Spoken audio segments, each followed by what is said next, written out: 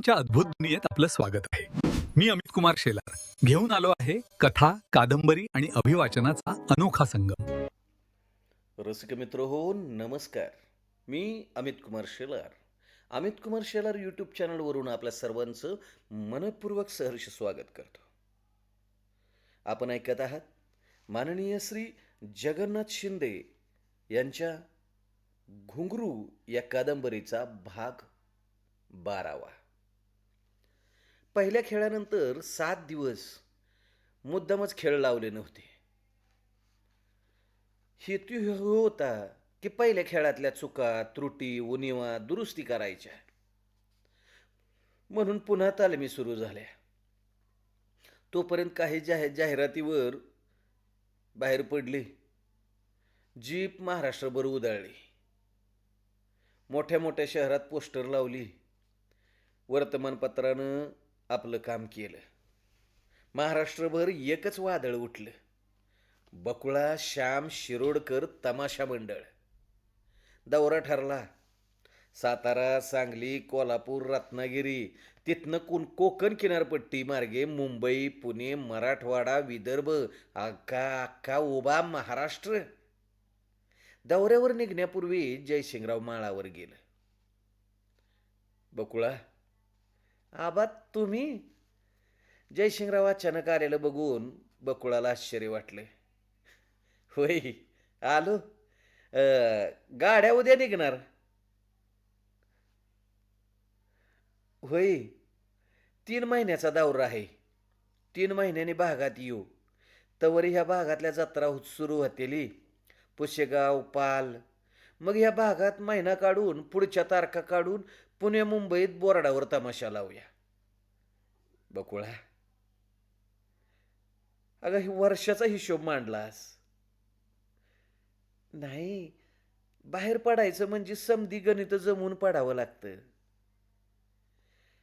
अगं पर तुझ्या गणिताचं काय? बकुळा समजली नाही. अगं कितवा महिना? बापाच्या मायेनं जयसिंगरावाने विचारलं. 4था. आणि तू दौऱ्यावर जाणार? त्यात काय? अगं पर काळजी करू नका.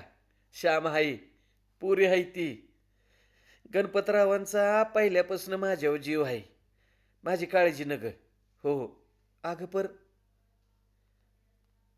हा 4था. 3 महिन्यानं तर परत येते या. तिथनं मग आरामच की. आबा, तुम्ही माझी काळजी करू नका.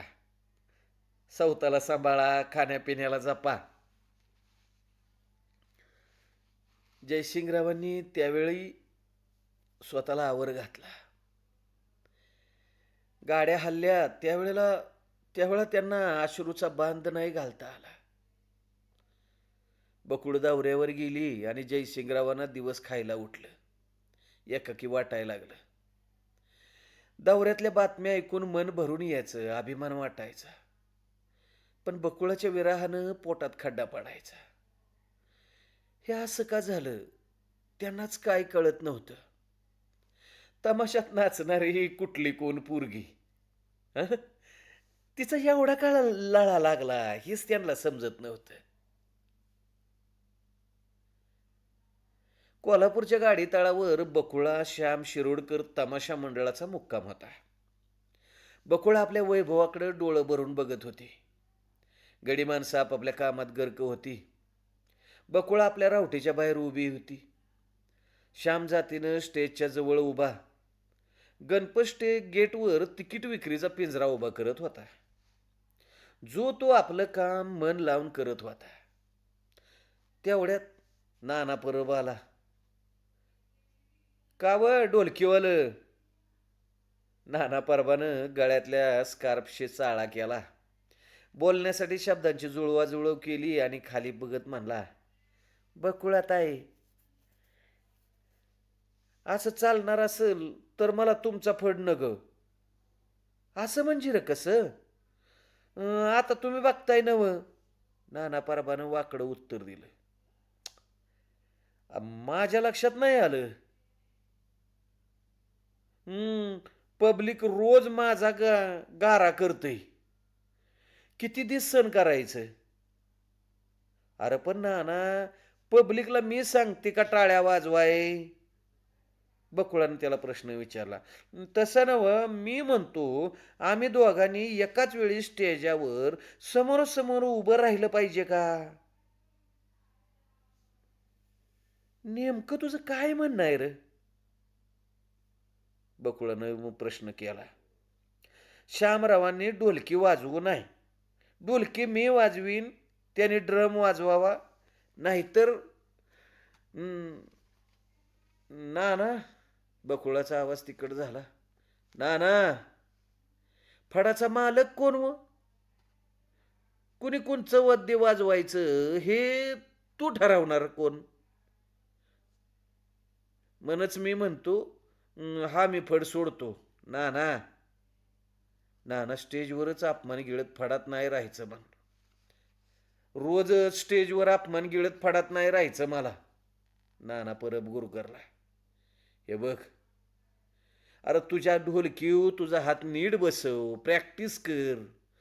आपल्याला नाही जमायचं ना. म्हणजे तू निर्णय घेतलायस होय? अरे कोण गुरु भेटला तुला? नेमता नाही मी, माझी मला अक्कल नाही का? बकुळा काय बोलणार? ती विचार करत राहिली. 15 दिवस 3 आठवड्यात असा प्रसंग येईल असं तिच्या स्वप्नात पण वाटलं नव्हतं. त्यात त्यात या नाना परबानं पाचवडात आश्रय दिला म्हणून त्याचं उपकार होतं, ती विसरून चालणार नव्हतं. तिनं समजुतीनं घ्यायचं ठरवलं. नाना, हौसी आणि तुम्ही आम्हाला आश्रय दिला म्हणून हा फड उभा राहिला, आणि तुम्हीच फड सोडायची भाषा करताय होय? चांगलं पांग फेडताय की. नाना उलटाच गुरगुरला. नाना, अवश्य आमची ढोलकी आपल्या फड्याचा आत्मा आहे. त्याला ढोलकी वाजवू न ग कसं सांगायचं? मन तर मी निघालोय. हौशीशी बोललास? तिला रोज सांगत आलोय. तिचं काय म्हणणं? ती माझ्या मागं येत नाही. म्हणजे? अरे म्हणजे तिला बी टाकून जाणार आहे का काय? तिला नवरा न ग, राहील कुणाची तरी रांड बनून. नाना, अरे काय झालंय तुला? अरे कसलं भूत बसलंय डोसक्यात? अरे कुणी मेल्यानं चेटूक केलं का? अरे फड सोडाय निघाला या. जा जा जा. अरे पर बायकोच तरी ऐक की र. बकुळाताई, माझा निर्णय झालाय. नाना परब निर्णयाचं बोलला. बकुळानं ओळखलं नाना समोर बोलण्यात काय अर्थ नाही. तरी बी शेवटचा प्रयत्न म्हणून ती म्हणली. नाना, उचल घेतली होती, वर्षाचा करार होता, त्याचं काय? बायको आहे की, घ्या फेडून. अय, ती तिचं पैसे फेडल, तू तुझ्या पैशाचं काय? आडवं लावून मी राहणार नाही. अरे वा, आडवं लावणारे मी नाही. अरे हौशीशी लगीन व्हावं, तुम्ही संसार करावा म्हणून मी मोजून हिरव्या नोटा देणारी बाय आहे. 10,000. जा, उचल बुडली म्हणीन. अरे काळ कर, परत परत तोंड दाखवू नगस. बकुळा चिडली. नाना परत तारा तारा बाहेर पडला. बकुळाचं डोकं चढलं. तिनं सोन्याला हाक मारली. हरकाम्या सोन्या धावत आला. जा, हौशीला बोलिव, असशील तशी ये म्हणाव. सोन्या धावतच गेला आणि थोड्या वेळात हौशी आली. तिच्या डोळ्यात पाणी होतं, नजर खाली होती, चेहरा उतारला होता. का ग रडतेस हौशी? हौशी बोलली नाही, मुसमुसत राहिली. अगं जातोय कुठं? उपास काढला की येईल की. बकुळानं धीर दिला. तशी हौशी पोपटासारखी बोलायला लागली. वाटोळं होईल किरडीवाल्याचं.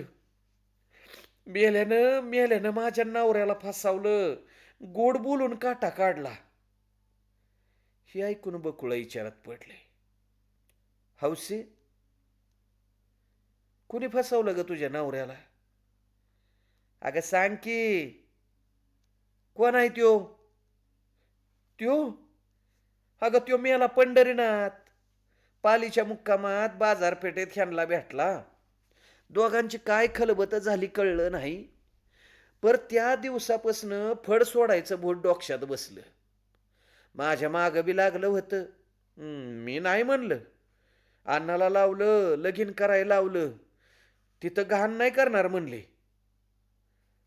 अहो मला दोनदा मारलं, तरी मी नाही हे का सोडला नाही. बकुळाताई, मी ह्याच फडात राहीन, ह्याच फडात राहीन. अगं पर मला तू बोलली नाहीस. काय बोलणार? कोणत्या तोंडानं सांगणार ग? मुग गिळून गप बसले. पर खरं सांगू बाई, माझा नवरा वाईट नाही. त्या मेल्यानं करणी केली, चिटूक केलं म्हणून त्यानं फड सोडला. हौसे, वयाचं ती झालं, काळजी करू नग, मी आहे.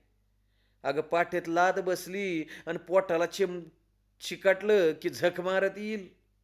जा, तू जा. हौसा गेली. बकुळा सावध झाली. पंढरीनाथाची काळी सावली आपल्या फडावर पडू लागल्याची जाणीव तिला झाली. ती सावध झाली. डोळ्यात तेल घालून माणसं सांभाळायची असं तिनं मनाशी ठरवलं. नाना परब गेल्यानं फडाचं काय नुकसान होणार नव्हतं. श्याम ढोलकेवाला होताच, पण नाना परब तोंड उघडणार. पंढरीनाथाला रान मोकळं मिळणार याची भीती होती. उंदरानं घराला बीळ पाडल्यानं उंदराची भीती नसते, पण साप किरडो आत घरात येण्याची भीती असते. मिरजेत उस्ताद मैदानावर कनात उभी राहिली.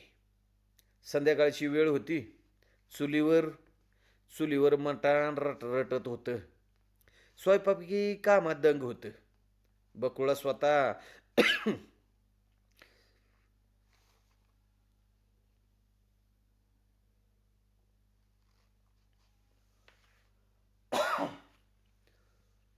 स्वतः राऊंड मारून कमी जास्त पाहत होती. तेवढ्यात सोन्या धावत आला. बकुळाताई, श्यामरावांनी बोलावलंय. कशाला र? मला काय ठाव नाही. एकटेच आहेत का दुसरं कुणी? बरोबर चिमणराव बोरगावकर आहेत. आईच्या फडातलं चिमणराव? होई. बकुळा धावत तंबूत आली.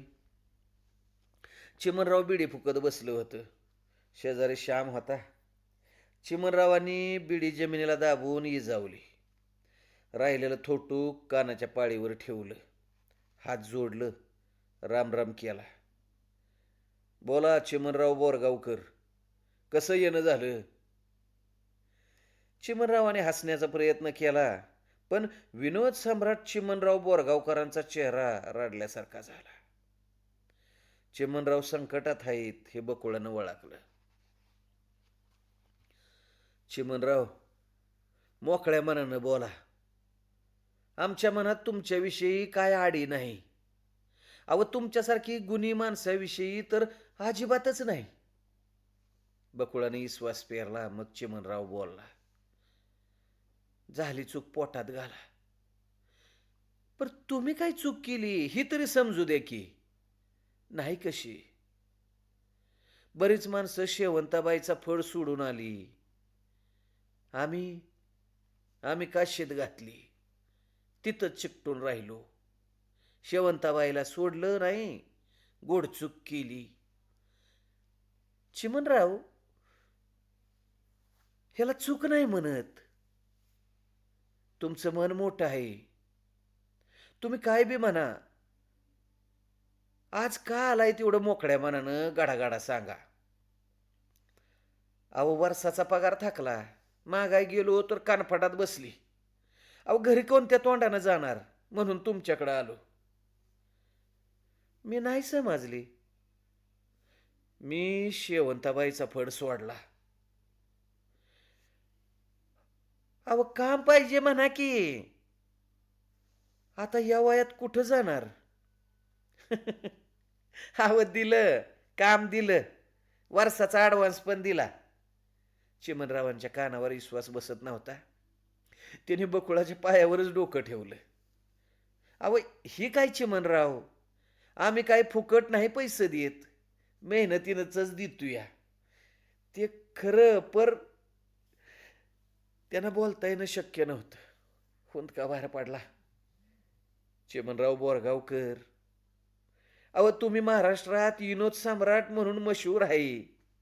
पुसा डोळं, पुसा, उठा, लोकांना हसवा. आजच्या फडात तुम्ही बतावणीला उभं राहायच.